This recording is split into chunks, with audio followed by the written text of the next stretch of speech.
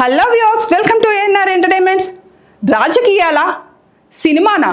ఎన్టీఆర్ ఏమన్నాడంటే, ఎన్టీఆర్ ప్రస్తుతం నెట్టింట్లో దేవరతో సందడి చేస్తున్నాడు.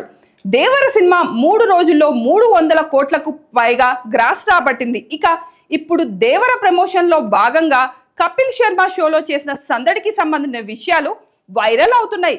షారుఖ్ ఖాన్, సల్మాన్ ఖాన్ లా నటించి వారిలా ఫోజులు పెట్టి అందరినీ మెప్పించాడు. ఇక దేవర ప్రమోషన్స్ లో భాగంగా కపిల్ శర్మ షోకు రావడం, అక్కడ అడిగిన ప్రశ్నలకు సమాధానం ఇవ్వడం అందరికీ తెలిసిందే.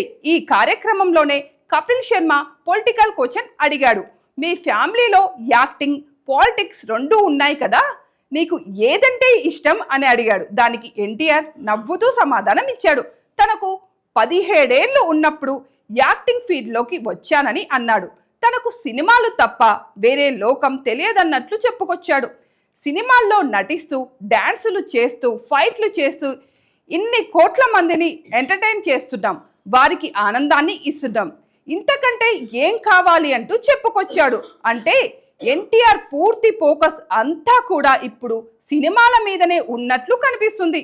ఇప్పట్లో రాజకీయాల గురించి మాట్లాడడం కానీ, రాజకీయాల్లోకి వచ్చే ఉద్దేశం కానీ లేనట్లు కనిపిస్తుంది. ప్రస్తుతం ఎన్టీఆర్ వార్ 2, ప్రకాష్ నీల్ మూవీలతో బిజీగా ఉన్నాడు. ఆ తర్వాత ఎన్టీఆర్ లైనప్ లో అయితే వెట్రిమారన్ ఉన్నాడు. ఇక దేవర 2ని కొరటాల శివ మళ్ళీ ఎప్పుడు తీస్తాడో చూడాలి. ఇప్పటి వరకు దేవర అయితే దాదాపు 75% రికవరీ చేసిందని అంటున్నారు. చాలా చోట్ల బ్రేక్ ఈవెన్ అయిందని చెప్పుతున్నారు. ఓవర్సీస్, నైజాం, సీడెడ్ ఇలా కొన్ని ఏరియాల్లో వీకెండ్ బ్రేక్ ఈవెన్ అయిందని అంటున్నారు. ఇక నార్త్లో అయితే దేవర పికప్ అయిందని లెక్కలు చెబుతున్నాయి. మరి 4 రోజుల్లో ఎంత వచ్చిందనేది ఇంకా అధికారికంగా అయితే ప్రకటించలేదు.